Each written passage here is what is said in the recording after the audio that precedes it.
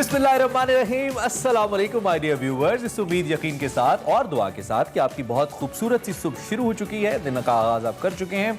Espresso देखने के लिए हमारे साथ मौजूद हैं। मैं हूं इमरान हसन और मैं हूं अर्मिला हसन। अभी मैं इस्लामाबाद का व्यू भी देख रही थी और उस मौसम के हवाले से भी बताया जा रहा था। तो इमरान का दिन तो वैसे ही अच्छा हो गया। सुबह सुबह इन्होंने इस्लामाबाद देखी है। मैं जब लाहौर की ऑफिस के लिए आती हूँ ना, रोज पे लाहौर देख के मेरा दिल खुश हो जाता है। तो हम कराची वाले बिल्कुल परेशान ना, हम कराची का भी कोई इंतजाम करते हैं कि वहाँ के लोगों को भी ये ना हो कि हम लाहौर इस्लामाबाद जा सकें। बिल्कुल। और चूंकि वीक का बिल्कुल मिड है, बहुत सारे लोग अपनी प्लानिंग्स के अंदर बिजी हैं। कुछ लोग प्लानिंग्स कर चुके हैं कि वीकेंड के ऊपर क्या करना है, लेकिन ये बात मैं बार बार इसलिए करता हूँ क्योंकि एक सहारा हो जाता है जब आप वीकेंड की बात कर लेते हैं। और इस्लामाबाद की जो ये बात कर रही है, इस्लामाबाद में चूंकि बहुत जबरदस्त ट्रेल्स मौजूद है हाइकिंग के लिए। कराची वाले अनफॉर्चुनेटली इस काम के लिए उनको कराची से बाहर जाना पड़ता है। बीच है उनके पास, बीच है, लेकिन ट्रैकिंग नहीं कर सकते वहां पे। सो पहाड़ होना बहुत जरूरी है। अगर आपके पास पहाड़ हैं और आप ट्रैकिंग कर सकते हैं तो इस मौके को गवाइए मत। चूंकि सितंबर खत्म हो रहा है, अक्टूबर शुरू हो रहा है, मौसम बड़ा अच्छा है बाहर जाने के लिए और ट्रैकिंग। ये ओवरऑल मौसम वैसे भी हर लिहाज से बेहतर होता है क्योंकि ना ज्यादा गर्मी होती है ना सर्दी होती है। तो इस मिड तरह के मौसम का भरपूर तरीके से एंजॉय कर सकते हैं। वीकेंड के प्लान्स कर लें, लेकिन उसके साथ साथ हमारा शो आपने ट्यून करना बिल्कुल नहीं भूलना। सुबह सुबह हम आपको न्यूज के साथ जगाते हैं और साथ साथ एंटरटेनमेंट के सेगमेंट्स भी होते हैं। सबसे पहले आपको बताएंगे आज की हेडलाइंस। नवाज शरीफ की वापसी हुकूमत के लिए बड़ा चैलेंज। वजीर आजम ने वजारत खारजा और FIA को टास्क सौंप दिया। 11 अक्टूबर को कोयटा में PDM का पहला जलसा होगा। ओपोजिशन ने हुकूमत के खिलाफ पहला महाज 11 अक्टूबर को कोयटा में खोलने का ऐलान कर दिया। कब पूरा होगा बताएंगे चेयरमैन नया Pakistan housing task force Zaigham Mahmood Rizvi. नहम क्लास की तालिबा ने कोरोना वबा में 2 अंग्रेजी नॉवल लिख डाले। पाकिस्तान की कम उम्र नॉवलिस्ट शम्सुज़्ज़ोहा होंगी एक्सप्रेसो की मेहमान। वफाकी वजीर तालीम शफकत महमूद से होगी खुसूसी गुफ्तगू, segment over the cup of coffee में। कुदरती और तारीखी मनाजिर का हसीन इम्तिजाज, सकाफत और सियाहत के मुख्तलिफ रंगों से सजा। हेडलाइंस आपने जानी और देखा कि आज हमारे पास कुछ सेगमेंट्स भी हैं, क्रिकेट के हवाले से भी खबरें। यस, लेकिन अभी आपको बताएंगे आज के अखबार।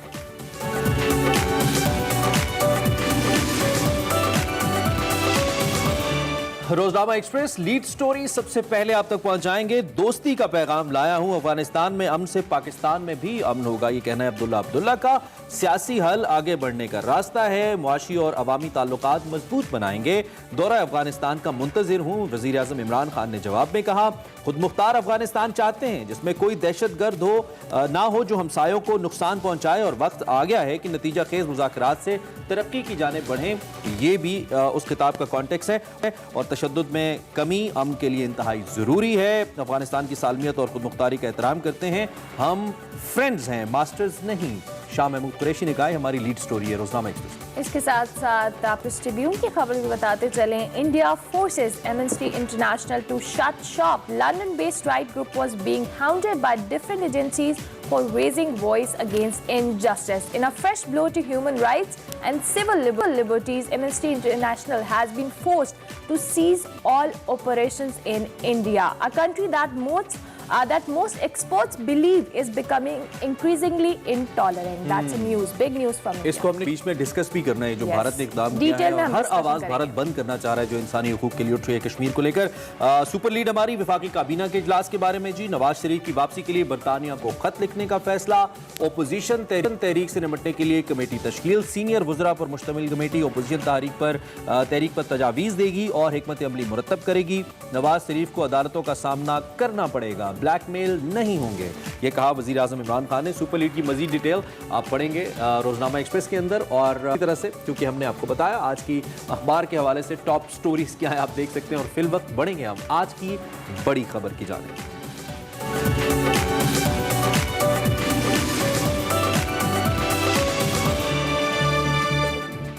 ये जुल्म है, ये सख्त नाइंसाफ़ी है, ज़्यादती है, और मैं तो समझता हूँ कि ये सारी रवायात को तोड़ के रख दिया है मौजूदा निज़ाम ने, मौजूदा हुकूमत ने, और ये तो किसी सूरत भी काबिल कबूल नहीं है और ये हम कभी भी तस्लीम नहीं करेंगे। और इस तरह की जितने भी अगर कोई इस तरह की हथकंडे इस्तेमाल करते हैं तो ये मुआक्कतन लिख लें आप कहीं, ये काबिल कबूल नहीं है और ना ही हम इनको तस्लीम करेंगे ना मानेंगे।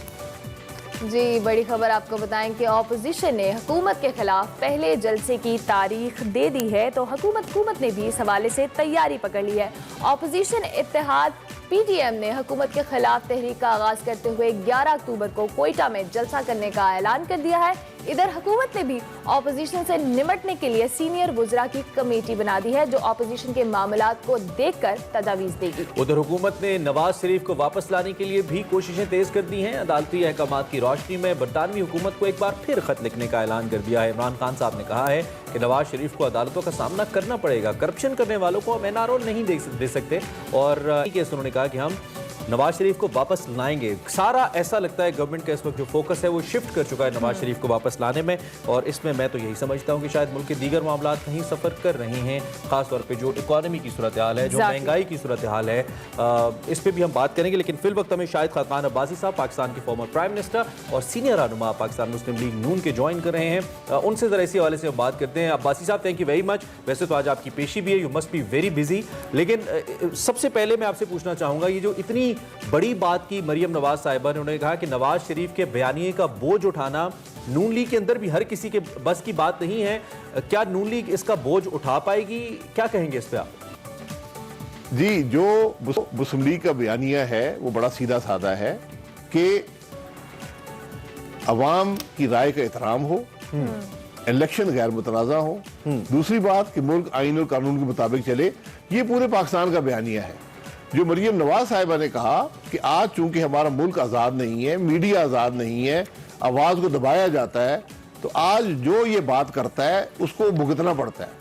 इस वजह से उन्होंने कहा कि ये बयानिया हर शख्स के बस की बात नहीं है कि उठाए, लेकिन ये पाकिस्तान के अवाम का बयानिया है, पाकिस्तान के हक में ये बयानिया है। नवाज शरीफ साहब ने एपीसी के दौरान कहा कि हमारा इख्तलाफ जो है या हमारी लड़ाई इमरान खान से नहीं, उनको लाने वालों से है, तो फिर ऑपोजिशन के खिलाफ, ऑपोजिशन हुकूमत के खिलाफ तहरीक क्यों चला रही है?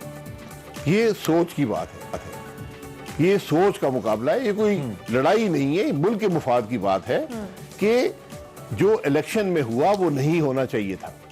ये पूरा पाकिस्तान कहता है इलेक्शन मुतनाज़ा था और उसके असरात आज मुल्क पर पड़ रहे हैं। तो हमारा मुकाबला उस सोच से है, हमारी मुखालफत उस सोच से है, हमारी किसी शख्स से, किसी इदारे से मुखालफत नहीं है। लेकिन हम सिर्फ ये कहते हैं कि अवाम जो आपको इमानत देते हैं खयानत ना हो, और दूसरी बात कि मुल्क आइन के मुताबिक चले। अच्छा भाई साहब, एक तो ये नवाज शरीफ साहब को वापस लाने के लिए एक कमेटी बनाई गई है, उस पर इक़दाम किए जा रहे हैं। दूसरी जानिब एपीसी के बाद हमने देखा है कि नैब की कार्रवाइयों में तेज़ी आ गई है, आप भी पेश हो रहे हैं, तो ये सिचुएशन कैसे बिल्ट होती देख रहे हैं आप, किस जानिब जाती देख रहे हैं आप? जी, आज मुल्क के तमाम मसाइल हल हो चुके हैं, तो कमेटी 6 वज़रा को और कोई काम नहीं है, क्योंकि बिजली भी सस्ती हो गई है, गैस भी सस्ती है, पेट्रोल भी सस्ता हो गया है, अवाम के पास रोजगार भी है, चीनी जो है वो 10 रुपए की बिक रही है। तो अब 6 वज़रा जो है इनको कोई काम नहीं है, प्रेस कॉन्फ्रेंसें करते रहते हैं। वो अब नवाज शरीफ साहब को वापस लाने, तो वो वहाँ चले जाए, नवाज शरीफ साहब से मिलने। अब्बासी साहब, थैंक यू। तो आपने हमें टाइम दिया, बड़ा शॉर्ट स्पैन ऑफ टाइम था आपके पास। आज इनकी पेशी भी है नैब के अंदर, मुख्तलिफ केसेस के अंदर नून लीग की मुख्तलिफ जो लीडरशिप है उसकी पेशियाँ जारी हैं, उनको बुलाया जा रहा है। हुकूमत ये कह रही है कि हमारा नैब के मामला से कोई ताल्लुक नहीं है, लेकिन दूसरी जानिब अपोजिशन मुसलसल ये कहती है कि नैब गर्दी कर रही है हुकूमत अपोजिशन के खिलाफ। अब हमें एक ब्रेक लेनी है, ब्रेक के बाद हाजिर होंगे। हमारे पास और भी स्टोरीज है जिन पे हम डिटेल डिस्कशन करेंगे। आप कम से कम दर्जा हरारत 23 डिग्री सेंटीग्रेड रहेगा। फैसलाबाद में आज मौसम गर्म और खुश्क रहेगा। वेलकम बैक, आपको खुशामदीद कहते हैं एक बार फिर। और वैसे तो अफसोसनाक खबर है, सुबह देने का दिल नहीं करता, लेकिन इसके साथ साथ ये दिल चाहता भी है कि हम उन एक्टर्स को, उन लोगों को ट्रिब्यूट दें जिन्होंने पाकिस्तान को सर्व किया है। बिल्कुल ऐसा ही है। पाकिस्तानी फिल्म और ड्रामा इंडस्ट्री के नामवर अदाकार मिर्जा शाही कोरोना वायरस के बायस इंतकाल कर गए। खानदानी ज़राए के मुताबिक गुज़िश्ता हफ्ते उनका कोरोना टेस्ट पॉजिटिव आया था, जिसके बायस उन्हें सिविल हॉस्पिटल में एडमिट किया गया कराची में। जहां वो जिंदगी की बाजी हार गए। उमूमी तौर पे कॉमेडी कैरेक्टर्स करने के लिए जाने जाते थे मिर्ज़ा शाही साहब, सीनियर एक्टर थे। ख़ासतौर पे हम अगर कराची के जो अदाकार हैं उनके हल्के की बात करें तो बड़ा मोतबर मकाम इनको हासिल था और एक सीनियर अदाकार के तौर पे जाने जाते थे।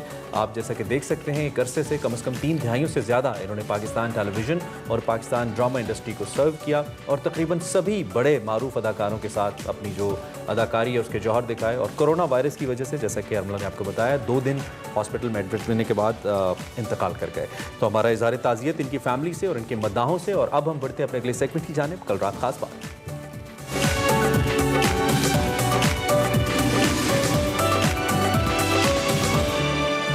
जी, कल रात खास बात में हमारे साथ एंकर पर्सन है प्रोग्राम टू द पॉइंट के मंसूर अली खान साहब, उनसे हम जानेंगे। बहुत शुक्रिया मंसूर, आपने सुबह सुबह हमें टाइम दिया। सबसे पहले तो हम ये जानना चाहेंगे, हमारे एक्सप्रेसो नाजरीन भी ये जानना चाहेंगे कि कल रात आपके प्रोग्राम में क्या खास बात हुई। देखिए, कल रात हमने अपने कप्तान के बजाय अपने खादिम आला से चंद सवालात किए और वो सवालात उस नैब के केस के हवाले से थे जो मनी लॉन्ड्रिंग के सिलसिले में उन पर लगाए गए इल्ज़ामात हैं और तकरीबन 20 सवालात हमने सामने रखे थे। इसके साथ साथ हमने ये भी डिस्कस किया कि जो पाकिस्तान डेमोक्रेटिक मूवमेंट है उसने वाज़ेह तौर पर कल ये ऐलान किया है कि 11 अक्टूबर से बाकायदा इस मूवमेंट का आगाज़ होने जा रहा है और पहला जलसा इस सिलसिले में कोयटा में मुनक्किद किया जाएगा। अब अपोजिशन की ये जो तहरीक जिसका आगाज़ होने जा रहा है इसमें अपोजिशन लीडर तो खुद मौजूद नहीं हैं, नवाज शरीफ मुल्क से बाहर हैं। तो क्या इस सारी सूरत हाल में बिलावल भुट्टो, वो भी बहरहाल इस वक्त मुल्क से बाहर हैं, वो कब वापस आते हैं ये देखना होगा। क्या इस बड़े बड़े लीडर्स की गैर मौजूदगी में क्या ये मूवमेंट कोई बड़ा किरदार अदा कर सकती है मुल्क की सियासत में? क्या मौजूदा हुकूमत को किसी मसाइल का सामना हो सकता है या नहीं हो सकता? ये सारी गुफ्तगू थी जो कल रात के प्रोग्राम में हमने। ज़बरदस्त सवालात हैं और उनका जवाब आएगा तो सियासी सूरत हाल भी समझ आना शुरू हो जाएगी। दूसरी जानिब मंसूर, हुकूमत ने उसूली फैसला कर लिया है कि नवाज शरीफ साहब को वापस लाया जाएगा, कमेटी बना दी गई है। इमरान खान साहब ने कहा है कि हम ब्रिटेन गवर्नमेंट से बात करेंगे। तो इस पे आप क्या पेशरफ्त होती देख रहे हैं? देखिए, कल काबीना का जो इजलास हुआ है उसमें नवाज शरीफ साहब की वतन वापसी के सिलसिले में ये कहा गया कि इस सिलसिले में कोई ठोस इकदाम किए जाने चाहिए। लेकिन मैं ये समझता हूँ कि अभी बहुत से मराहिल हैं, इतना आसान नहीं है कि यहाँ पर काबीना फैसला करे और नवाज शरीफ साहब को जो है वापस आने के लिए कानून एकदम हरकत में आ जाए, क्योंकि इस सिलसिले में आपको इंटरपोल से रब्ता करना पड़ेगा, बरतानिया की हुकूमत से रब्ता करना पड़ेगा और उस सिलसिले में बहुत से ऐसे इंटरनेशनल लॉज हैं जो बीच में रोड़े अटकाते हैं सारे प्रोसीजर में। हाँ, एक और पेशरफ्त ये भी हो सकती है कि हुकूमत को शायद इस सिलसिले में कोई तगदौक करना ही ना पड़े और नवाज शरीफ साहब खुद ही वतन वापस आ जाएं, चूँकि मुस्लिम लीग नून के अंदर ये चहमगोइयाँ हो रही हैं कि हो सकता है कि अगले चंद माह के अंदर नवाज शरीफ साहब खुद वतन वापस आने का फैसला कर लें और जब ये जो हुकूमत मुखालिफ तहरीक है ये अपनी पीक के ऊपर पहुँचती है तब नवाज शरीफ साहब वतन वापस आ जाएं। लेकिन जाहिर बात है ये कोई ऑथेंटिक या वेरीफाइड किस्म की खबर नहीं है, ये सिर्फ चहमगोइयाँ हैं, सरगोशियाँ हैं जो पार्टी के अंदर हो रही हैं। और जिस तरह मरियम नवाज साहबा ने 2 दिन पहले प्रेस कॉन्फ्रेंस में भी कहा था कि नवाज शरीफ साहब वतन वापस ज़रूर आएंगे। और दूसरी बात यह कि अगर मुस्लिम लीग नून के वोटर को आपने इस सारी तहरीक में, हुकूमत मुखालिफ तहरीक के अंदर जो है वो पार्टिसिपेट करवाना है, उसमें जोश दिलवाना है, तो इसके लिए नवाज शरीफ का वतन वापस आना बहुत जरूरी है। ठीक है Mansoor, thank you very much, बहुत शुक्रिया आपने अर्ली इन द मॉर्निंग हमें ज्वाइन किया और अपना तजिया भी हम तक पहुंचाया और कल रात की खास बात भी हम तक पहुंचाई जो आपके प्रोग्राम में हुई। अब वेलकम बैक वंस अगेन और अब बात करेंगे हम कुछ हुकूमत की ऐसी पॉलिसीज के बारे में जिसे वो आम आदमी को फायदा पहुंचाना चाहती है। बिल्कुल, और हाल ही में हाउसिंग इंडस्ट्री को दरपेश मसाइल के हल के लिए the future outlook of housing finance industry in Pakistan के हवाले से एक वेबिनार मुनक्किद करवाया गया। इसका बेसिकली थीम यही था और सेमिनार में बैंकर्स और उसके हवाले से उनके ताबूत से इस मंसूबे को पाया तकमील तक पहुंचाने और इसमें प्राइवेट सेक्टर के किरदार पर रोशनी डाली गई। नया पाकिस्तान हाउसिंग प्रोजेक्ट कब मुकम्मल होगा और इसके मंसूबे को लेकर हुकूमत जो है उसको क्या चैलेंजेस दरपेश हैं, इस हवाले से हम बात करेंगे। बिल्कुल, और इसी पे बात करने के लिए मौजूदा चेयरमैन नया पाकिस्तान हाउसिंग प्रोग्राम ज़ैगब महमूद रिजवी साहब हमारे साथ मौजूद हैं। उन्हीं से जरा हम बात करते हैं और पूछते हैं। ज़ैगब साहब, thank you very much for joining. एक तो ये कि हाउसिंग इंडस्ट्री को दरपेश मसाइल के हल के लिए ये जो वेबिनार था ये बड़ा इंपॉर्टेंट था, आने वाले दिनों में कितना फायदा मंद साबित होगा? क्या मैकेनिज्म बन रहा है प्राइवेट सेक्टर को इन्वॉल्व करने का इस सारी सूरत हाल में?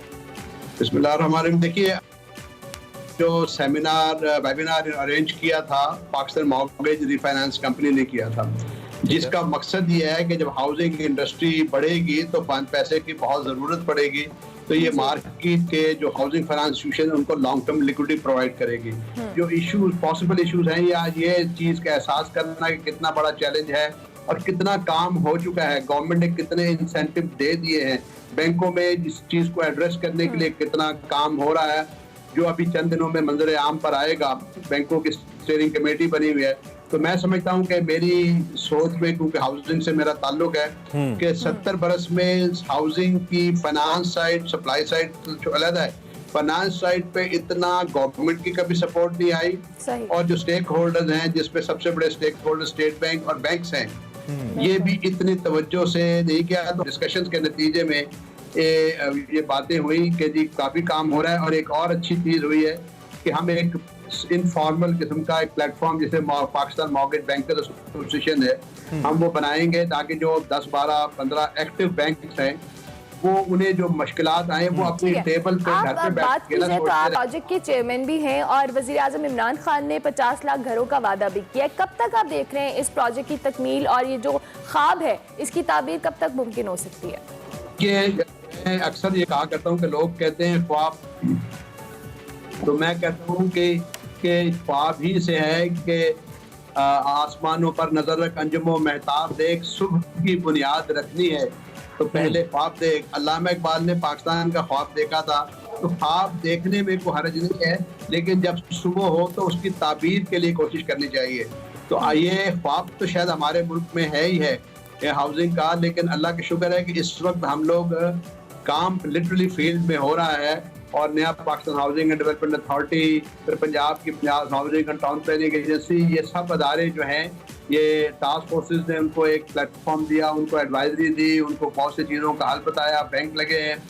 तो अब मैं समझता हूँ कि जो एक्चुअल एग्जीक्यूशन ऑफ घर है, जिसे लोग कहते हैं जी कि हमें बुनियादें और साइटों पे काम होता कब नजर आएगा, अब वो स्टेज आ गई है इंशाल्लाह कि बहुत जल्द लोगों को साइटें नजर आएंगी, बहुत जगह काम होता नजर आएगा। आप और मैं जानते हैं, अपना घर भी बनाना हो तो नक्शा अप्रूव करवाना, ये वो, तो किसी को साइट के ऊपर बुनियादें खुद नजर नहीं आती, क्योंकि उससे पहले बहुत से काम करने की जरूरत होती है। ठीक है। तो मैं बहुत तसल्ली से कह रहा हूँ कि प्राइम मिनिस्टर पाकिस्तान खुद हर जुमेरात को दोपहर 3, 3:30 बजे एक मीटिंग करते हैं हाउसिंग के तमाम स्टेक होल्डर से, डेडिकेटेड 1.5, 2, 2.5, 3 ठीक है ज़ग़म रिजवी साहब, thank you very much and wish you all the best. यकीनी तौर पे इस सारे मंसूबे की जो बैकबोन है वो निजी शोबे की इसमें।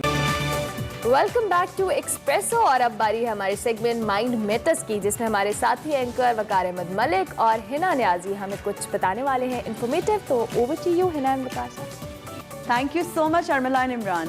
नाज़रीन, एक बार फिर से आज हमारे साथ वकार अहमद मलिक साहब मौजूद हैं।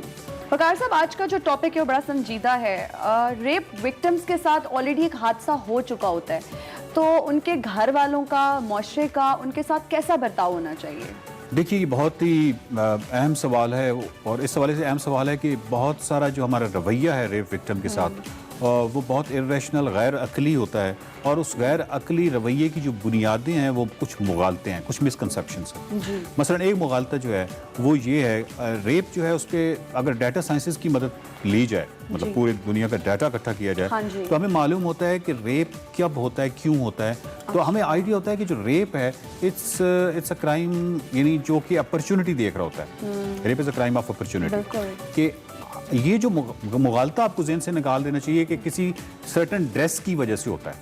हाँ जी बिल्कुल, हमारी सोसाइटी में अनफॉर्चुनेटली इस चीज़ को ड्रेस कोड के साथ बड़ा लिंक किया जाता है कि जी ड्रेसिंग जो है वो अच्छी नहीं है या वेस्टर्न ड्रेसिंग है, एग्जैक्टली लिबास ठीक नहीं है, जिसकी वजह से हादसा पेश आया है। बिल्कुल। अब ये बेसिकली वो अपॉर्चुनिटी रेपिस्ट देख रहा होता है और वो अपॉर्चुनिटी उसको किस में नजर आती है, जो मोस्ट वल्नरेबिलिटी वो देख रहा होता है। अब इसी वजह से आप देख रहे हैं कि हमारे यहाँ जो बच्चों का जितना ये क्राइम हो रहा है, ठीक है, ये जो छोटे छोटे बच्चे, छोटी छोटी बच्चियां जो हैं, वो क्या वजह है? वजह ये है कि वो वल्नरेबिलिटी है। एनिमल्स के साथ भी इस तरह के आपको वाकयात मिलते हैं, बिकॉज दे आर वल्नरेबिलिटी। अब उन्होंने तो कोई ड्रेस की कोड की कोई ऐसी कोई मुखालफत वो नहीं किया होता, बट अगेन उनके साथ क्यों हो रहा है? बच्ची, एक छोटी सी बच्ची है, उसके ड्रेस के साथ क्या इशू है? बट अगेन क्योंकि जो डाटा साइंसेस की आप मदद लेंगे, साइंस की मदद लेंगे, साइकोलॉजी की मदद लेंगे, तो वो आपको बताएगा कि rape is a crime of opportunity. तो ये तो एक तो ज़हन से ये निकाल देना चाहिए कि वो कोई इस वजह से, वो वल्नरेबिलिटी की वजह से। सेकेंडली, ये जो सेल्फ ब्लेम है, जो हमारा रेप विक्टिम का एक सेल्फ ब्लेम शुरू हो जाता है ना कि शायद मेरी इज्जत लुट गई है, ये अनफॉर्चुनेटली हमारे तो ऐसा लेबल करना शुरू कर देती है ना सिर्फ ये, बल्कि हमारे यहाँ एक अफसोसनाक ये है कि हमने इवन खबरें भी इसी अंदाज से भी देते रहे कि जो रेप विक्टिम है उसकी इज्जत लूट गई। और कितनी बड़ी मिसकंसेप्शन है कि चोर जो चोरी करता है तो वो जो चोरी का सामान है उसकी इज्जत नहीं लूटती, चोर की इज्जत लूटती है। ठीक है, कितना बड़ा मुगालता है। तो हम अब बेसिकली वो जो एक मतलब एक डर्टी का एक कंसेप्ट सा आ जाता है ना जो रेप विक्टिम होता है। अब ये मिसकंसेप्शन की वजह से है। डर्टी कौन है, मैं आपसे सवाल पूछता हूँ, वो है चोर कौन है, डाकू कौन है, या जो रेपिस्ट है? नफरत किससे होनी चाहिए? रेपिस्ट से होनी चाहिए। साइकोलॉजी में चाहे किसी भी डिसऑर्डर की ट्रीटमेंट है, बहुत सारे डिसऑर्डर्स की ट्रीटमेंट में जो मेन किरदार साइकोलॉजी कहती है वो ये कहती है कि सोशल सपोर्ट का सबसे अहम किरदार है। अगर सोशल सपोर्ट का किरदार नहीं है, फ्रेंड्स एंड फैमिली का बहुत अहम किरदार है, साइकोलॉजी फेल हो जाती है। मतलब उसकी वजह यह है कि जो सोशल आपको मालूम है कि चाहे सुसाइडल केसेस हैं, चाहे किसी तरह के भी केसेस हैं, तो अगर आप बाहर के ममालिक में देखते हैं तो वहाँ पे एक सोशल सपोर्ट ग्रुप्स बने होते हैं। वो एक जैसे ग्रुप्स होते हैं, सोशल सपोर्ट मिलती है और इस तरीके से वो उन चीज़ों को उनका ट्रीटमेंट करते हैं। तो फैमिली का, फ्रेंड्स का क्या बर्ताव होना चाहिए? देखिए, सबसे बुनियादी चीज़ तो यह है कि फैमिली जब तक उन मुगालतों से खुद नहीं निकलेगी, वो उस जो रेप विक्टिम है उसके साथ वो हमेशा, वो ना चाहते हुए भी गलत रवैया। चंद दिन पहले की आपने वो खबर देखी है जिसमें एक बच्ची जो है जिसका रेप हुआ 18 साल की थी, वो एक चौकी में गया, फिर वो थाने में गया, फिर चौकी गया, करते करते वो वापस गया तो वो उस बच्ची ने खुदकुशी कर ली इस नोट के साथ कि बाबा अब आप आपने अपना सर उठा के आप जिंदगी जिएगा। ये नहीं, आप सोचिए कि वो उसने क्यों खुदकुशी की, बिकॉज शी नोज कि वो कोई स्पोर्ट, सोशल सपोर्ट कोई इस हवाले से सर्वाइव नहीं कर पाएगी।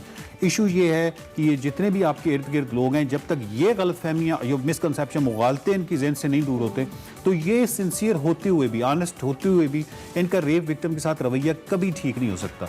जब ये उन चीज़ों में से निकलेंगे तो ऑटोमेटिकली रेप विक्टिम के साथ आपका रवैया ठीक हो जाएगा और रेपिस्ट के साथ आपकी नफरत बढ़ती चली जाएगी। जहाँ पे किसी जगह पे आप अगर देखें ना रेपिस्ट को, जब तो पकड़ा जाता है तो उसकी इसका मंजरनामा कुछ और हो जाता है। जब वो पकड़ा नहीं जाता और किसी गांव के अंदर एक रेपिस्ट और रेप विक्टिम के हवाले से क्या लफ्ज़ इस्तेमाल किए जाते हैं, ये ऑन-एयर नहीं हो सकते।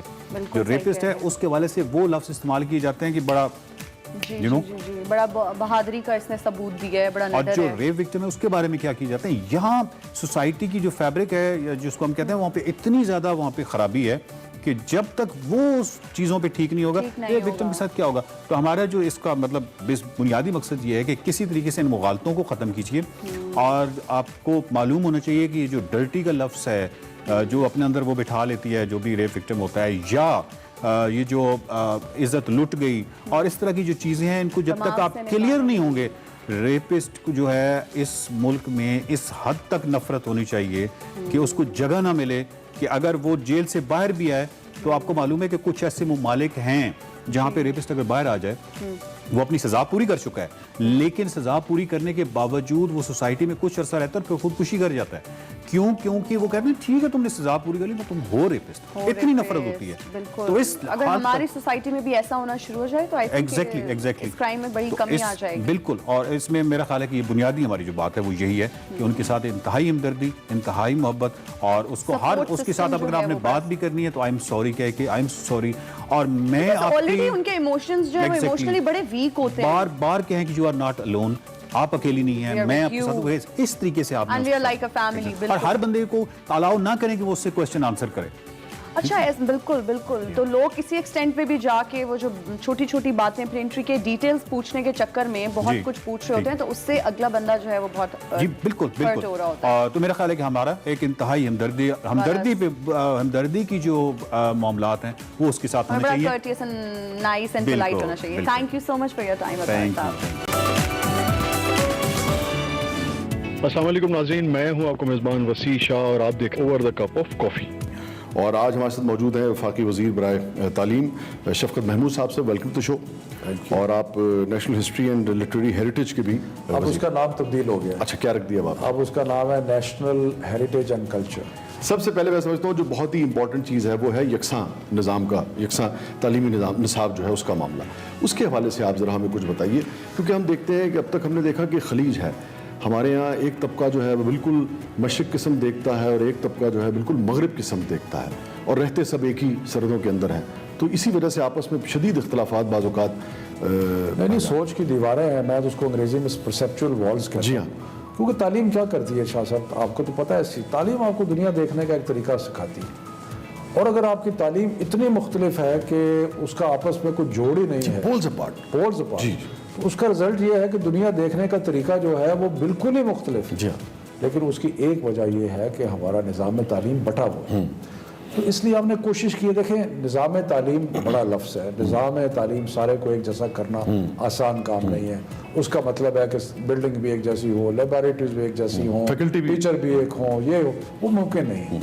लेकिन कम से कम निसाब जो है उसमें तो आप यकसानियत पैदा कर सकते हैं। और निसाब के बारे में भी थोड़ा सा लोगों का इम्प्रेशन या अंडरस्टैंडिंग डिफरेंट है।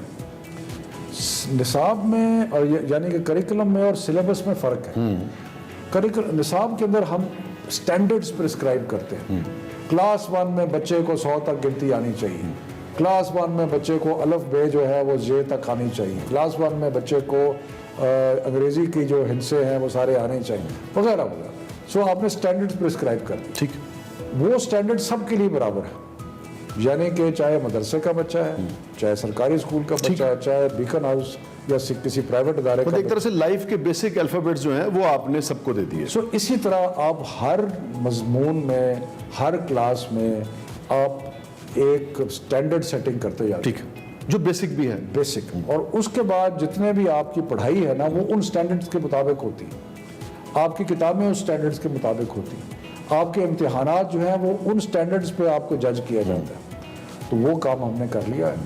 कुछ चीज़ें हैं जो कि तराजे भी पैदा कर रही हैं। एक तो क्योंकि शाह साहब ये पहली दफ़ा पाकिस्तान की तारीख में हुआ है कि निसाब जो है वो सरकारी मदारस और हर किस्म के प्राइवेट स्कूल के लिए एक ही होगा। ठीक है, जो पहले नहीं है। पहले बहुत बड़ी बात, पहले हर कोई अपने अपने हिसाब से चलता है। ठीक बात है। कितना ताउन मिला आपको मदारिस की तरफ से, और कितनी ताउन या रेजिस्टेंस मिली जो आपको प्राइवेट जो इदारे जो दूसरे हमारे तालीमी निज़ाम? हकीकत तो ये है कि हमें जो ख्याल था कि शायद मदारिस की तरफ से, लेकिन हमने देखा कि उन्होंने वो उनकी तरफ से हमें बड़ा कोऑपरेशन मिला। और बल्कि मदारिस ने हमारे साथ, वज़ारत तालीम के साथ एक एग्रीमेंट की कि अगले 3 साल में सारे मदरसे जो हैं उनके बच्चे मैट्रिक और FA-FSC का इम्तिहान देंगे। हमें रेजिस्टेंस तो नहीं कहूँगा, लेकिन डिसएग्रीमेंट हमें बहुत सारी आई। एक लिहाज से आप कह लें इंग्लिश स्पीकिंग कम्युनिटी से। उन्होंने ये कहा कि जी आप क्या कर रहे हैं, आप ये जो स्कूल्स जो निसाब बना रहे हैं, इसमें हमारा जो एक तजवीज़ थी, तजवीज़ का मतलब ये होता है कि वो तब्दील भी हो सकती है। हमने तजवीज़ ये की थी कि जी अंग्रेज़ी को हम बतौर मजमून पढ़ाएंगे और बाकी सारे मज़ामीन जो हैं या वो मादरी ज़बान में होंगे या वो उर्दू में होंगे। तो उसमें फिर हमने 2 नेशनल लैंग्वेज कॉन्फ्रेंसेस भी की हैं। उसमें हमें बड़ा इंटरेस्टिंग डिवीज़न नज़र आई है कि जो एजुकेशनिस्ट्स हैं, यानी कि तालीम के माहिरीन जो है, वो सारे के सारे एक ही बात कर रहे हैं कि या मादरी ज़बान हो या उर्दू हो, जो कि कॉमन लैंग्वेज है। लेकिन बहरहाल एक तजवीज़ थी हमारी, उस पर मुख्तलिफ और तजावीज़ आई हैं। आप कुरान की तालीम जो है उसको भी अब लाजमी करार जी, उसमें यह है कि कुरान की तालीम अकॉर्डिंग टू जो एक एक्ट पास हुआ है नेशनल असम्बली का 2017 में, और उस एक्ट को 3 सूबों ने तस्लीम भी किया, यानी कि दोबारा अपना एक्ट भी किया है, जिसमें कुरान नाजरा जो है वो क्लास 1 से 5 तक पढ़ाया जाएगा। और क्लास ये सरकारी उसमें भी और प्राइवेट हर तरफ। ठीक है, हर तरफ। ठीक है, सिर्फ नाजरा, उसमें तर्जुमा शामिल नहीं है। तर्जुमा 6, 7, 8 में। अगर 6, 7, 8 में तर्जुमा है, हाँ, तो फिर तराजुम के हवाले से तो उसकी मुख्तलिफ कॉनोटेशंस मुख्तलिफ मसालिक की हैं। ये बड़ा उस पर फिर कैसे कंसेंसस आप डेवलप इंटरेस्टिंग बात है। लेकिन बड़ी हसास भी है और इंटरेस्टिंग। लेकिन आपको सुनकर खुशी होगी कि इत्तेहाद तंजीमातुल मदारिस जो कि सारे मकातब मेन जो का एक बॉडी है, वफाकुल मदारिस जी, वो उसका जो नाम मुख्तलिफ वफाक है, ठीक है, और उनकी जो कॉमन तंजीम है उसका नाम है इत्तेहाद तंजीमातुल मदारिस। ठीक।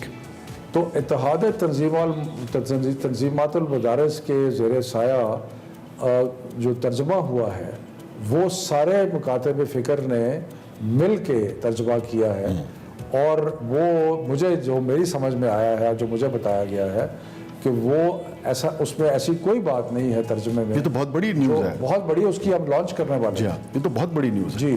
तो बल्कि कामयाबी है आपकी अगर इसके ऊपर एक इसलिए मैं ये भी सोच रहा हूँ कि ये जो तर्जमा वाला जो 6, 7, 8 के बजाय इसको पहले शुरू कर दें। ठीक है, अगर कंसेंसस हो जाता है तो बहुत अच्छी बात है, ताकि बच्चे जो हैं वो कुरान शरीफ जब पढ़ें तो साथ उनको तर्जमा भी हो, ताकि उनको समझ आए, कम से कम 3rd से या 4th से शुरू कर दें। ठीक है, ताकि उनको कॉम्प्रिहेंशन हो।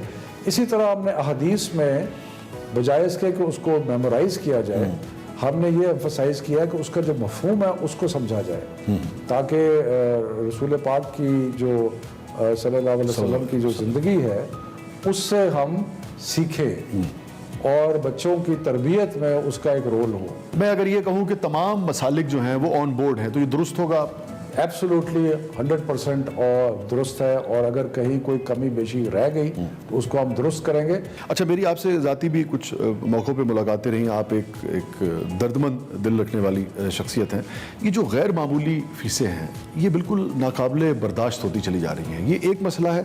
और उन फ़ीसेस के बाद भी जिस तरीके से सरकारी स्कूल बाज़ औक़ात एक्सप्लॉइट करते हैं, वो यानी कि लोगों को बाज़ औक़ात अपने घरों का सामान बेचकर और बच्चों की तालीम जारी रखनी पड़ती है। उनके ऊपर कोई चेक एंड बैलेंस जो है वो हमें नजर नहीं आ रहा है। प्राइवेट स्कूल्स की ऑफ कोर्स सुप्रीम कोर्ट ने एक फैसला दिया है जो कि मेरा ख्याल है कि इस सारे मामले को रेगुलेट करता है, और मेरा ख्याल है कि मगर अमल सर कौन कराएगा? अमल तो अमल तो कुदरती बात है, हुकूमत का काम है कराना, और हम करवा रहे हैं। इस्लामाबाद में जैसे मैंने कहा स्कूल, इस्लामाबाद के स्कूल तो डायरेक्टली फेडरल गवर्नमेंट के नीचे मैं बाकी आप 18वीं सूबे कर रहे हैं, लेकिन हमने एक प्राइवेट इंस्टीट्यूशन रेगुलेटरी अथॉरिटी बनाई है जो इन चीज़ों को कर रही है। इशू ये था कि जो 2017 गालिबन का एक बेंच मार्क लेके सुप्रीम कोर्ट ने कहा कि प्रॉब्लम बताओ शाह साहब क्या है। मैं इसलिए ये समझाना ज़रूरी है इससे पहले कि मैं फ़ीस की बात करूं, कि अगर आप फैसला कर रहे हैं कि मैंने अपने बच्चे को कहाँ दाखिल कराना है तो आपके सामने मुख्तलिफ चॉइस है। प्राइवेट स्कूल 1500 से लेके 1000 तक फीस से लेके 1 लाख तक भी है, 1 लाख तक भी है, मतलब 50-60 हज़ार तक तो है ही। तो आपने फैसला करना है अपनी इनकम के मुताबिक कि मैं अपने बच्चे को किस स्कूल में दाखिल कराऊं। सो लेट्स से कि मिसाल के तौर पे लेकिन सर आपकी बात कट रही है, सॉरी मुझे ये सर मैं क्यों कर रहा हूँ, ये मैं इसलिए कर रहा हूँ जी, इसलिए कि सरकार ने मुझे टैक्स तो ले लिया आपने, टैक्स लेने के बाद लेकिन आपने मेरे बच्चे को वो सहूलत नहीं दी, सहूलत नहीं दी तो फिर मजबूरन मुझे उधर जाना। बिल्कुल सही कह रहे हैं। 70 साल में सरकारी तालीम का जो मेयार है वो गिरा है, जिसकी वजह से हर वालिदैन जो भी अफोर्ड कर सकते हैं वो चाहेंगे कि हमारी बेहतर तालीम हो, तो सरकार नहीं दे रही। मिसाल के तौर पे आपने 10,000 रुपया महीने की फीस का स्कूल जो है चूज कर लिया। प्रॉब्लम वहाँ पे आती है, चॉइस तो आपने पहले कर ली अपने, प्रॉब्लम ये आती है कि अगर अगले साल वो स्कूल 10,000 के बजाय 15,000 फीस कर दे, अब आप एक लिहाज से फंस गए क्योंकि आपका बच्चा 1 साल से वहाँ पढ़ रहा है। इसलिए सुप्रीम कोर्ट ने कहा कि खास हद तक परसेंटेज जो है वो बढ़ाएं आप। पाबंदी जो लगी है वो उसको बढ़ाने पे लगी है, जो कि 5% है। स्पेशल केसेस में 8% है, उसके लिए मिनिस्ट्री ऑफ एजुकेशन जो इजाज़त देगी, अदरवाइज 5 से 8% ज़्यादा नहीं बढ़ा। भुट्टो साहब ने कुछ इदारे बनाए थे, हमने देखा कि उसके बाद किसी न किसी तरह वो चलते रहे, मगर पिछले 5-6 साल में हम देखते हैं और कैसे कैसे लोग, फैज़ साहब जैसे लोग, इफ्तिखार आरिफ साहब जैसे लोग, फराज साहब जैसे लोग, अब हम देखते हैं कि बिल्कुल ही वो गैर फाल हमें नज़र आते हैं। आपसे हमें बड़ी उम्मीद थी, आप तो फैज़ साहब के बड़े चाहने वाले हैं, लिटरेचर के बड़े मानने वाले हैं, लेकिन आपने बिल्कुल ही, यानी कि आप मुझे कहने ले दीजिए, हमें कोई कारकर्दगी, कोई उसका कोई इजलास, कोई चीज़ हमें कहीं नज़र नहीं। बस इजलास तो हो रहे हैं। मैंने जब टेक ओवर किया तो एक जो बहुत बड़ा प्रॉब्लम मुझे नजर आया कि बहुत सारे इदारे तराजिम हो रहे थे शौकत साहब, बहुत सारे इदारे थे जिनका हेड ही कोई नहीं था जी। मसलन अकादमी अदबियात जो है, पाकिस्तान अकेडमी ऑफ लेटर्स, उसका कोई हेड नहीं था। उसके बाद नेशनल बुक फाउंडेशन थी, नेशनल बुक फाउंडेशन का एक टेम्पररी एक हेड था, फिर वो रिटायर हो गया। अब सो अब हम ये कोशिश कर रहे हैं कि हमने पाकिस्तान एकेडमी ऑफ लेटर्स में डॉक्टर यूसुफ खुश्क साहब को किया सिलेक्ट, और जब से वो आए हैं कोविड के ज़माने में भी ऑनलाइन मुशायरे भी हुए हैं। उसके अलावा वहाँ पे मकाले भी पढ़े जाते हैं। फैज़ की हमने ऑडिटोरियम का इफ्तिताह किया, और देखिए मैं तो ये कर सकता हूँ कि बेहतरीन लोगों का इंतखाब करूँ, उनको मैं उस ऑर्गेनाइजेशन का हेड बनाऊँ और फिर उनसे तवक्को करूँ कि वो रिजल्ट दें, कि वो उसका रिजल्ट। क्योंकि शफ़क़त साहब समझते हैं कि ये सिर्फ कोई मामूली इदारे नहीं हैं। आपके यहाँ ये इल्म की, शऊर की, ये जो हम टॉलरेंस की, को एग्जिस्टेंस की बात कर रहे हैं, उनके लिए इनका बड़ा बुनियादी किरदार होता है। और फिर ये है कि तराजुम का जो सिलसिला है उससे पूरी दुनिया में क्या हो रहा है, दुनिया क्या सोच रही है, वो भी सारे आप ये कह रहे हैं क्योंकि कम हुए, मुख्तदरा कम हुए। ज़बान जो है उसको बाय द वे आपके इतला के लिए हम 3 अदारों को मर्ज करके एक उर्दू लैंग्वेज अथॉरिटी बना रहे हैं। इफ्तिखार आरिफ साहब पहले इसको हेड कर रहे थे, वो तो रिटायर हो गया। और ये 3 इदारे हैं, Urdu science board, Urdu dictionary board और मुख्तदरा। अब देखिए मैं जैसे छोटे अशफाक साहब जब थे उर्दू साइंस बोर्ड में, इतना काम हुआ, वो काम हमें नज़र आता था, उसके लिए हमें इनवाइट करने की ज़रूरत नहीं थी, वो काम जो था वो हर जगह नज़र आता था। बड़े मुश्किल से होता है चमन में दीदार पैदा। फैज साहब की एक नज़्म मुझे याद है, आपको बड़ी याद थी वो, चांद को गुल करें तो हम जाने। अब आपके इरादे, आपके नज़रियात बदल तो नहीं गए हुकूमत में आके? दिल से पैहम ख्याल कहता है कितनी शीरीं है ज़िंदगी इस पल, जुल्म का जहर घोलने वाले कामरा हो सकेंगे आज न कल, जलवा गाहे विसाल की शमे वो बुझा भी चुके अगर तो क्या कहें, चांद को गुल करें तो। आज आप हुकूमत के नहीं ऑपोजिशन के वो लग रहा है। बहुत बहुत शुक्रिया, थैंक यू सो मच। में ज्यादा से ज्यादा दर्जा हरारत 36 डिग्री सेंटीग्रेड, कम से कम दर्जा हरारत 24 डिग्री सेंटीग्रेड रहेगा। सूफियों के शहर मुल्तान में मौसम खुश्क और गर्म रहेगा। Welcome back to Expresso. आपने सेगमेंट्स एंजॉय किए, लेकिन हम कुछ ऑफ एयर भी डिस्कशन एंजॉय करते हैं अपनी टीम के साथ। लेकिन उसके साथ साथ जी हम रोज़ आपको कुछ ना कुछ ऐसे टैलेंट से आपकी मुलाकात करवाते हैं जो किसी न किसी तरह से अपने जो कि एक मुनफरिद काम कर रहे हैं, पाकिस्तान का नाम रोशन कर रहे हैं। ऐसी ही बात करेंगे रावलपिंडी से ताल्लुक़ रखने वाली तालिबा शम्सुल ज़ुहा की, जिन्होंने कोरोना वबा के दौरान छुट्टियों का फ़ायदा उठाते हुए अंग्रेज़ी ज़बान में 2 नॉवल लिखी है, और ये 9th क्लास की स्टूडेंट है और शायरी भी करती है। जी बिल्कुल, और स्कूल्स में खेलों के मुकाबलों में मुख्तलिफ और इसके साथ साथ हम निसाबी सरगर्मियों में बड़ी एक्टिव नज़र आती हैं, मुख्तलिफ सर्टिफिकेट्स भी हासिल कर चुकी हैं। इस वक्त शम्सुल ज़ुहा हमारे साथ मौजूद हैं, उनसे हम बातें हैं, उनसे पूछते हैं कि उन्होंने कैसे कर लिया। आप थैंक यू वेरी मच हमें ज्वाइन करने के लिए शम्सुल ज़ुहा। ये बताइए कि 14 साल की उम्र है आपकी, 2 अंग्रेज़ी नॉवेल्स आपने लिख डाले। ये तो इस एज में तो नॉर्मली जैसा हमारा सिलेबस है, बच्चों को अंग्रेजी समझ भी मुश्किल से आती है, तो ये नॉवेल लिखने का ख्याल कैसे आया आपको? एक्चुअली इंग्लिश मेरे लिए इतनी मुश्किल नहीं थी, क्योंकि मेरी मदर साइड ऑलरेडी ही वो इंग्लिश में काफ़ी अच्छे हैं। और मैंने 2 नॉवेल जो हैं वो 9th क्लास में 14 साल की उम्र में ही लिखे हैं। काफ़ी लोग कंफ्यूज कर देते हैं कि मैं 14 साल की नहीं हूँ, एक्चुअली मैं 14 साल की ही हूँ और मैं 9th क्लास में हूँ। इसके अलावा मुझे सारों ने बहुत ही मोटिवेट किया लिखने के लिए। किसी ने मुझे कहीं पर ये नहीं कहा कि मत लिखो, कुछ नहीं हासिल होगा तुम्हें इससे। स्पेशली मेरे बड़े भाई ने मुझे काफ़ी सपोर्ट किया, बिल्कुल मेरे फादर की तरह। और आज मैं यहाँ पर बैठी हूँ तो अपनी फैमिली और अपनी टीचर्स की वजह से। अगर वो मुझे एजुकेशन ना देती तो आज मैं यहाँ पर नहीं बैठी। नॉवेल्स के हवाले से हम ये भी जानना चाहेंगे बेसिकली इनका मौजू क्या है, किस तरह का कॉन्सेप्ट है, हमारे नाज़रीन के साथ भी शेयर करें। मेरी जो फर्स्ट नॉवल है उसका जो थीम है वो मर्डर मिस्ट्री 1 है। अब नाम से ही पता लग रहा है कि वो मर्डर से रिलेटेड है। उसमें एक मैजिशियन का मर्डर हो जाता है और उसी की आगे सारी स्टोरी कंटिन्यू है कि मर्डर किसने किया, कैसे किया। ये फुल ऑफ मिस्ट्री है, फुल ऑफ सस्पेंस है, एंड तक आपको किलर का बिल्कुल पता नहीं लगेगा। और जो सेकंड नॉवल है वो मर्डर मिस्ट्री 2 है। उसमें एक हाई स्कूल के स्टूडेंट का मर्डर हो जाता है और ये भी इसी से रिलेटेड है कि किस तरह मर्डर हुआ, किसने किया, वो भी फुल ऑफ सस्पेंस है। और ऑब्वियसली जब आप एक चीज़ दूसरी दफ़ा दिखते हैं तो इम्प्रूवमेंट आती है। तो मेरी सेकेंड नॉवल में भी काफ़ी इम्प्रूवमेंट है as compared to the first one. और मैं ये चाहूंगी कि कोई भी अगर पब्लिशर इस वीडियो को देख रहा है तो वो इस को जरूर मेरी एक नॉवल को लुक दे, क्योंकि उसको जरूर पसंद आएगी। ये full of emotion, full of suspense and full of creativity. Publisher भी इसको देखे और मैं तो कहता हूँ कोई फिल्मसाज देख ले तो मे बी इस पे कोई सस्पेंस थ्रिलर फिल्म बन जाए आपके इस नॉवल के ऊपर। शम्सुल ज़ुहा, आपका पसंदीदा नॉवल निगार कौन है? इंस्पिरेशन किससे ली आपने? मेरा फेवरेट नॉवल, आपको ये सुन के ताजुब होगा और सरप्राइज भी होगी, आप लोग होंगे जो भी ये वीडियो देखते हैं और ऑब्वियसली आप भी। एक्चुअली मैंने कोई एक ही बुक अपनी ज़िंदगी में पढ़ी है और अक्सर लोग ये मुझे कहते हैं कि एक बुक पढ़ के आपने 2 नॉवेल्स लिख डाली, तो ये इतना मुश्किल नहीं है। जेके राउलिंग जो है वो मेरी फेवरेट ऑथर है, क्योंकि उसने भी काफ़ी स्ट्रगल किया अपनी नॉवेल्स के लिए और वो काफ़ी अच्छी राइटर है, तो मैं उससे बड़ी इंस्पायर हुई हूँ, जेके राउलिंग से। चले, wish you all the best. बहुत अच्छा लगा हमें आपसे मिलके और आपको मिलवा के पूरे पाकिस्तान से और पूरी दुनिया से। Wish you all the best. Allah करे आपकी बुक पब्लिश भी हो, नॉवल पब्लिश हो आपका, और उसके साथ साथ बहुत ज़्यादा बिके भी, बहुत हिट भी हो और आप बहुत बड़ी राइटर बने पाकिस्तान की। आगे बढ़ते हैं। बिल्कुल, और इसके साथ साथ बात करेंगे साउथ कोरियन बैंड की। साउथ कोरिया के मशहूर तरीन pop musical band BTS stock exchange में भी छा गए। BTS के शेयर साउथ कोरिया में सबसे टॉप स्टॉक एक्सचेंज में तो इन्होंने तबाही मचा दी। मैंने आपने इनके वो सॉन्ग्स पे जो डब किया जाता है पंजाबी गाने को देखा है? जी, मैंने देखा तो नहीं है, लेकिन मैंने उसका चर्चा जरूर सुना है। इसमें से मुझे ऐसा लगता है कि जब भी कोई कोरियन सिंगर या इस रीजन का सिंगर, एशियन सिंगर कोई इंग्लिश गाना गाता है और इस तरह का कोई हैपनिंग गाना गाता है, जैसे गैंगनम स्टाइल आपको याद होगा, तो उसको बड़ी कोई पब्लिसिटी मिलती है, लोग बड़ा ही पसंद करते हैं। अब तक वो सबसे ज्यादा मोस्ट व्यूड सॉन्ग है ऑन यूट्यूब। तो wish all the best BTS, earn more, make more money. अभी हम ब्रेक लेंगे, ब्रेक के बाद हाजिर होंगे। आप देखते रहिए espresso.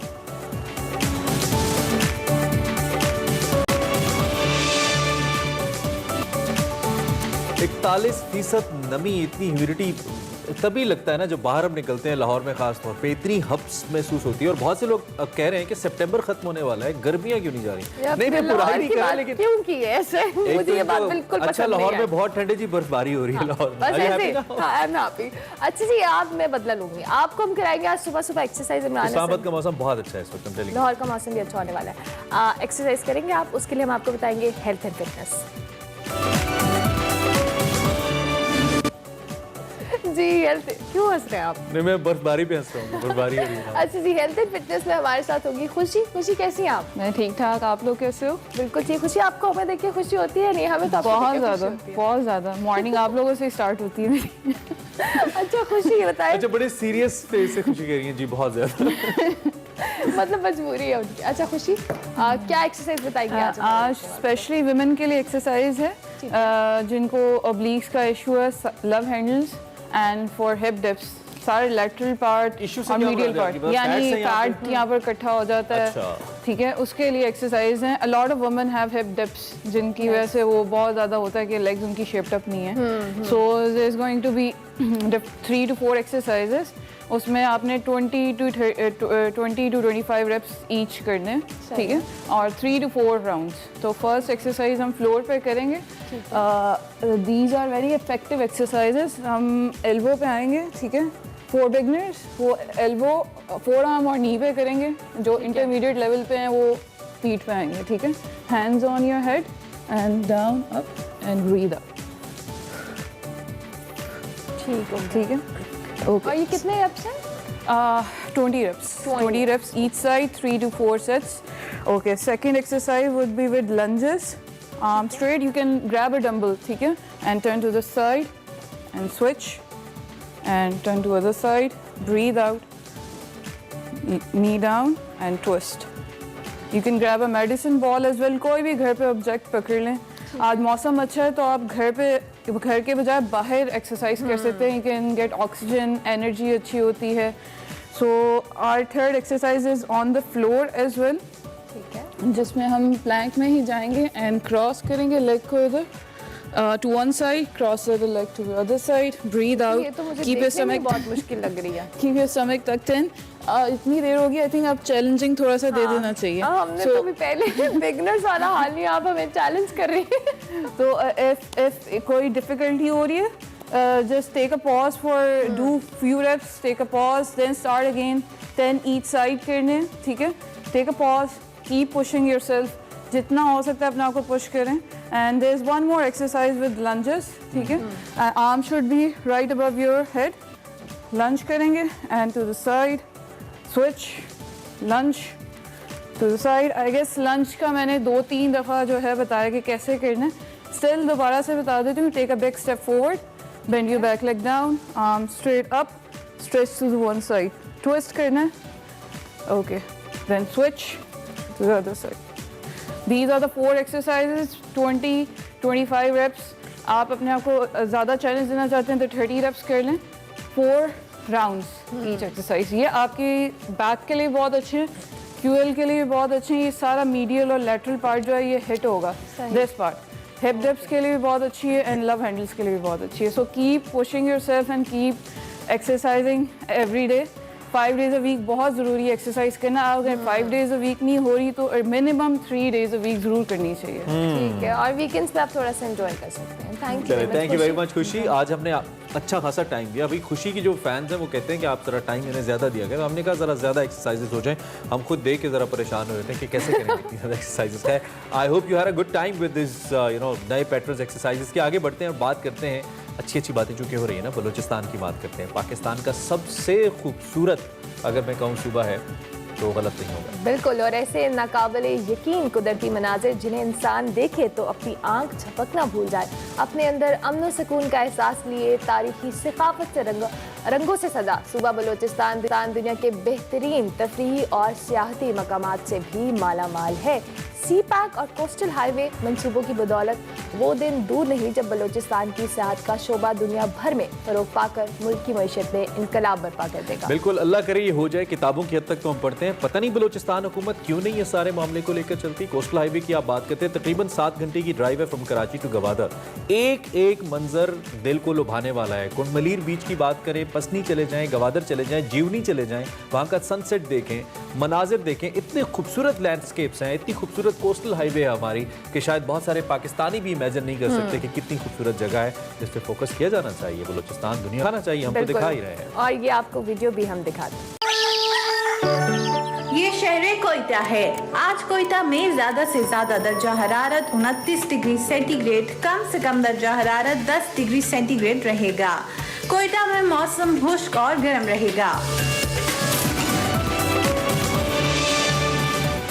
Welcome back to Expresso. और अब क्रिकेट लवर्स के लिए भी एक अच्छी खबर है. नेशनल T20 का मेला सज गया है. इवेंट का पहला मरहला आज से मुल्तान में शुरू हो रहा है जो 6 अक्टूबर. बाबे की टीम पाकिस्तान आ रही है. PSL के मैचेस, PSL के बकिया मैचेस के हवाले से भी वैसे आज बुध है ना, तो आई थिंक आज कोर्ट के हवाले से हेयरिंग भी है. और इमरान, लेकिन एक है कि कोरोना की वजह से शायकीन के बगैर मैचेस देखने का उस तरह से मजा नहीं आता, क्योंकि मेरे ख्याल से प्लेयर्स भी उस तरह से एंजॉय नहीं करते. ठीक है, और कोरोना की जो कि हम बात कर रहे हैं, कोरोना ने स्पोर्ट्स को तो मुतासिर किया है, दुनिया भर को किया है, लेकिन आलमी इदारा सेहत पाकिस्तान की तारीफ करते थक नहीं रहा. एक दफ़ा फिर जो WHO के चीफ हैं एंटोनियो गुतेरेस, उन्होंने पाकिस्तान के इस आलमी वबा के खिलाफ जो कामयाबी है उसकी तारीफ की है. WHO के सरबराह ने आलमी वबा का मुकाबला करने के लिए पोलियो इंफ्रास्ट्रक्चर के इस्तेमाल और कम्युनिटी हेल्थ वर्कर्स के किरदार को भी सराहा. उन्होंने कहा कि पाकिस्तान ने कोरोना की कामयाबी से मुकाबला करने के हवाले से जो सक्कत है वो यकीनी तौर पे अप्रिशिएट की जानी चाहिए. उन्होंने इस साथ ये भी जिक्र किया कि न सिर्फ पाकिस्तान ने फाइट किया कोरोना को, बल्कि इकोनॉमी को भी स्टेबल रखने की कोशिश की गवर्नमेंट ने, जो कि कामयाबी है. बिल्कुल, और इसके साथ साथ उन्होंने पाकिस्तान के हवाले से भी कहा कि इनके रद्द-ए-अमल से साबित होता है कि ये इंतखाब वायरस पर काबू पाने या मईशत को बचाने के दरमियान नहीं था, और SOPs पर अमल दरामद जो है बहुत ज़रूरी कहा. बिल्कुल, और अच्छी बात है, लेकिन अभी भी SOPs का ख्याल रखिए. कोरोना कम हुआ है, ख़त्म नहीं हुआ. एहतियात बहुत ज़रूरी है. और अगली खबर क्या है? अगली खबर हमारे पास मौलाना जलालुद्दीन रूमी के हवाले से है. जो लोग रूमी को पढ़ते हैं, रूमी को समझते हैं, वो ये भी समझते हैं कि आज का दिन कितना इम्पॉर्टेंट है. हम अगर फ़ारसी अदब की बात करते हैं तो इस बाकमाल शख्सियत का जिक्र ना हो ये हो नहीं सकता. उनकी शायरी को तकरीबन 800 साल गुजरने के बावजूद आज भी सूफीज़म का एक बेहतरीन क्लासिक कहा जाता है. और हम अगर शायर मशरिक़ अल्लामा मोहम्मद इकबाल की बात करें तो वो मौलाना रूमी को अपना रूहानी मुर्शिद मानते हैं. और रूमी का जो मज़ार है वो तो तुर्की में है, बहुत सारे लोग वहाँ पे जाते भी हैं और हाज़िरी भी देते हैं. लेकिन हम अगर इनकी शायरी की बात करते हैं तो न सिर्फ सब कॉन्टिनेंट के अंदर, सेंट्रल एशिया के अंदर ईरान, ताजिक, तुर्क जो लोग हैं, वस्त एशियाई लोग हैं, ये सारे ही मद्दाह हैं मौलाना रूमी के. और मौलाना रूमी की शायरी अपने आप को ढूंढने में और अपने आप की तलाश करने के बाद खुदा तक की तलाश तक का जो एक सफ़र है उस तक लेके जाती है और मोहब्बत का पैगाम देती है. और उनके हवाले से एक डिजिटल रिपोर्ट है, हम आपको वो भी दिखाते हैं.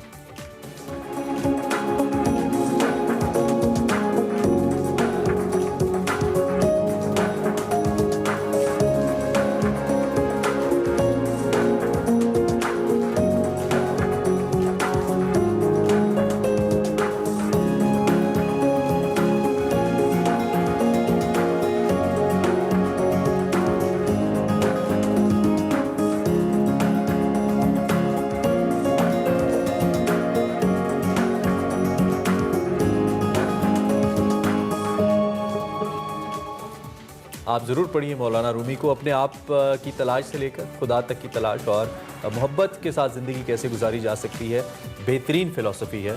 आपको मज़ा आएगा पढ़ के और ज़िंदगी का मकसद समझ आएगा आपको। So this is all about today.